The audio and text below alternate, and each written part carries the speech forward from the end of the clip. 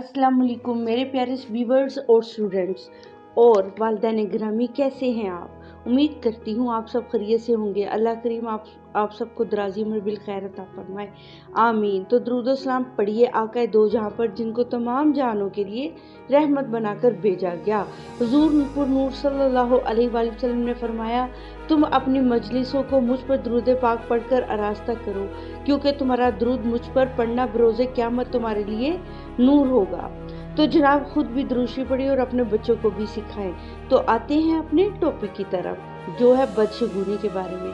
हमारे माशरे में अक्सर बहुत सारी चीज़ों को बदशगुनी का सबब बना दिया गया है। इसमें शख्स, जगह, घर, कोई भी खानदान का फर्द और जानवर भी इसमें शामिल हैं। जैसे अगर किसी के सामने से काली बिल्ली गुजर जाए तो वो भी नहुसत समझी जाती है और कहा जाता है अब सफ़र करना या कहीं जाना ठीक नहीं है। तो ये सब गलत है, जबकि किसी शख्स को मनहूस करार देने में इसकी बहुत दिलजारी होती है और इससे तोहमत धरने का गुनाह भी है, और ये दोनों काम जहन्नुम में ले जाने वाले काम हैं। अच्छे शगुन की मिसाल ये है कि हम किसी काम को जा रहे हों तो किसी ने पुकारा अच्छे नाम से, यानी अच्छे अल्फाज से, तो हमने ख्याल किया कि हमें कामयाबी मिलेगी। या किसी बुजुर्ग की ज़ियारत हुई तो इसे भी हमने अपने हक में अच्छा समझेंगे। और अगर किसी बदशगुनी का शिकार हो गया, मिसाल के तौर पर काली बिल्ली सफ़र पर जाते हुए रास्ता काट गई और हमने सफ़र को तर्क कर दिया और बदशगुनी में मुब्तला हो गए, तो गुनहगार होंगे। ना चाहते हुए भी बाज़-औक़ात इंसान के दिल में बुरे शगुन का ख्याल आ ही जाता है, इसलिए सिर्फ इसका ख्याल आते ही इस इंसान को गुनाहगार करार नहीं दिया जा सकता, क्योंकि महज दिल में बुरा ख्याल आ जाने के बिना पर सज़ा का हकदार नहीं समझा जाता। चुनांचे किसी ने भी बदशगुनी का ख्याल आते ही इसे झटक दिया तो इस पर कुछ इल्ज़ाम नहीं, और अगर इसके इत्तेकाद की बुनियाद पर किसी भी काम से रुक गए तो गुनाहगार होंगे, क्योंकि ऐसा कुछ नहीं है।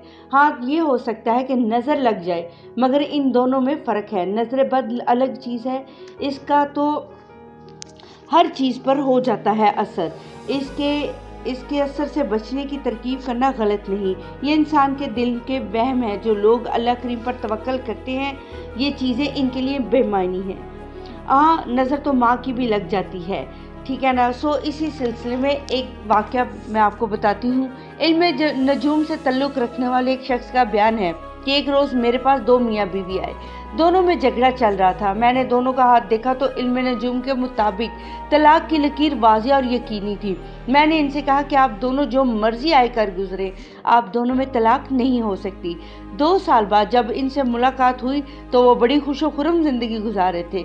पूछा तो कहने लगे, जब आपने हमें बताया कि तलाक किसी सूरत नहीं हो सकती, तो हमने सोचा कि जब तलाक नहीं होनी तो क्यों ना मिलजुल कर ज़िंदगी गुजारी जाए। इस दिन के बाद से हमारी घरेलू ज़िंदगी बहुत खुशगवार हो गई। बाज़ जगहों पे तो सर्जरी के ज़रिए हाथों की लकीरें बदलने वाले भी बहुत सारे लोग मौजूद हैं। इस जदीद दौर में भी बहुत से लोग हाथों की लकीरों पर अंधा इत्तेकाद रखते हैं। ऐसे ही एक हैरत अंगेज़ मुज़ाहरा जापान में देखने में आया है, जहाँ लोगों को हाथों की लकीरों पर इतना यकीन है कि उन्होंने अपनी किस्मत की लकीरों को बदलने के लिए हथेलियों की सर्जरी करवाना शुरू कर दी है। दिलचस्प बात यह है कि मर्द तो इस सर्जरी के ज़रिए अपने हाथों पर लंबी लंबी दौलत की लाइनें बनवाते हैं, जबकि ख़वातीन की ख्वाहिश शादी की बड़ी लकीर होती है ना मज़े की बात। लेकिन आप सबसे मेरी ये रिक्वेस्ट है कि किसी के भी बारे में कोई भी बदशगुनी करने से पहले इस बात पर ज़रूर ध्यान कर लीजिए कि अल्लाह ताला पर तवक्कल करने से तमाम हालात खुद ब खुद सीधे हो जाते हैं। तो इस चीज़ से बचे और मुझे दीजिए इजाज़त। उम्मीद करती हूँ कि आपको मेरा ये टॉपिक पसंद आया होगा।